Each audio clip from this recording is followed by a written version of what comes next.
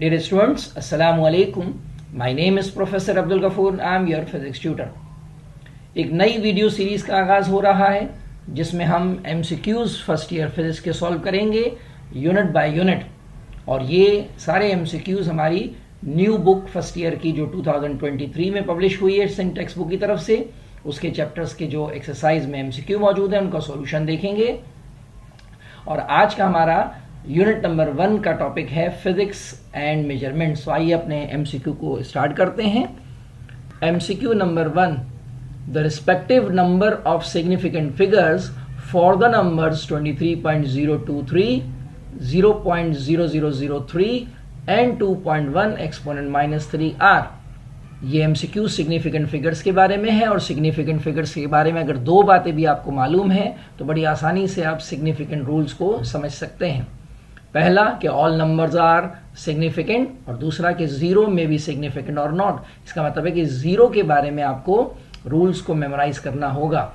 Zeros in between non zero number significant होता है। तो पहले नंबर में 5 सिग्निफिकेंट फिगर हैं, जबकि leading zeros are not significant figures.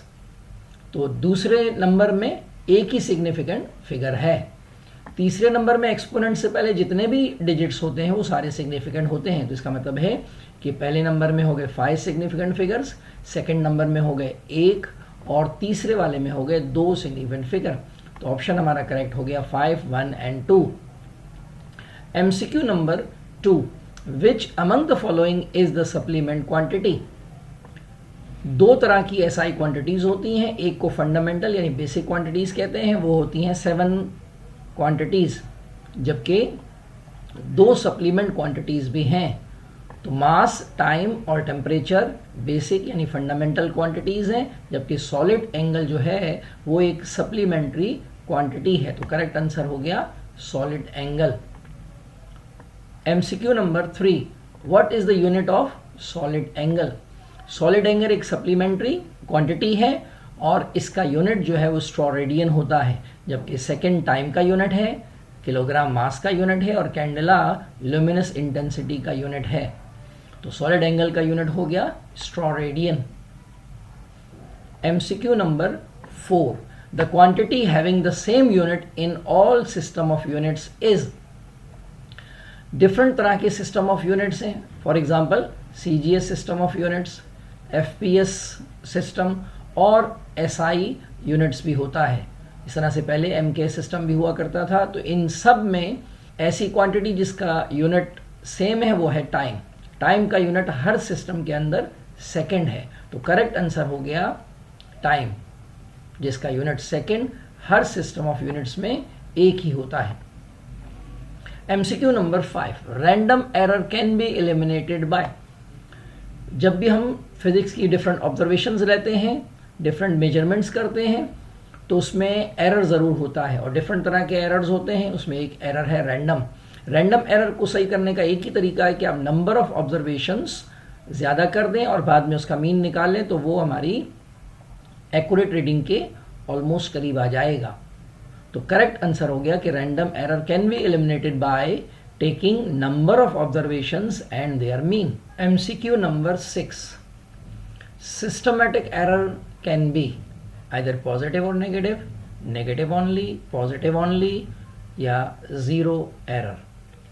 Systematic error एक ऐसा एरर है जिसमें हम जब वैल्यू लेते हैं तो हो सकता है कि वो वैल्यू एग्जैक्ट आ जाए, कभी उससे ज़्यादा भी आ सकती है और कभी कम भी आ सकती है। इसका मतलब है कि जब आप सिस्टमैटिक एरर की बात करते हैं तो वो पॉजिटिव भी हो सकता है और नेगेटिव भी हो सकता है। तो the correct answer is either positive और negative. MCQ number 7, mLT⁻² is dimensional formula of.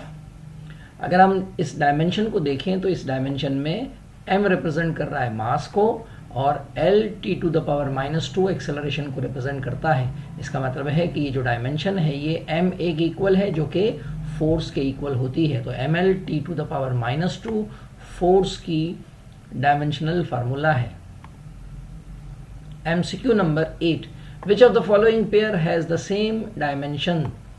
वो कौन से पेयर हैं जिसके डायमेंशन सेम है। तो अगर हम मोमेंट ऑफ इनर्शिया और टॉर्क की बात करें तो मोमेंट ऑफ इनर्शिया की जो डायमेंशन है वो ml² होती है, जबकि टॉर्क की डायमेंशन ml² T⁻⁻2 होती है, यानी दोनों सेम नहीं है।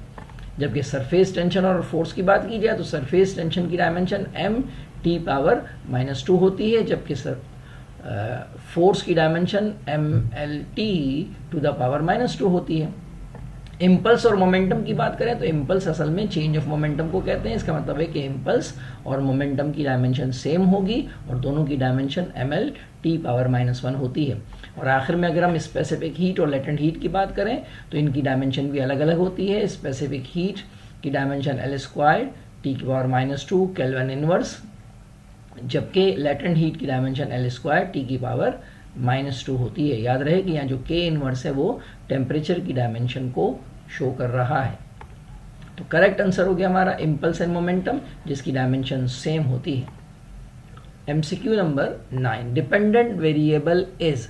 दो तरह के वेरिएबल होते हैं, एक होता है इंडिपेंडेंट वेरिएबल जो हम ग्राफ के एक्स एक्सिस पे लेते हैं यूजुअली, और एक होता है डिपेंडेंट वेरिएबल जो ग्राफ पर वाई एक्सिस पे लिया जाता है। तो जो इंडिपेंडेंट वेरिएबल होता है वो कॉज होता है और जो डिपेंडेंट वेरिएबल होता है वो इफेक्ट होता है। जैसे फॉर एग्जांपल अगर हम डिस्टेंस और टाइम की बात करें तो टाइम एक इंडिपेंडेंट वेरिएबल है, वो कॉज है, जबकि उसका इफेक्ट आता है डिस्टेंस पर और जो कि डिपेंडेंट वेरिएबल है। तो इसका मतलब है कि जो डिपेंडेंट वेरिएबल होता है वो होता है effect. MCQ number 10, dimensions of kinetic energy is same as that of. Kinetic energy एक तरह की एनर्जी है और एनर्जी जो होती है वो एफिशिएंसी टू डू वर्क होता है। इसका मतलब है कि एनर्जी वर्क डन की ही डायमेंशन को रिप्रेजेंट करती है। तो डियर स्टूडेंट्स, ये थे हमारे आज के MCQ। मुलाकात होती है यूनिट नंबर 2 में। अल्लाह हाफिज़।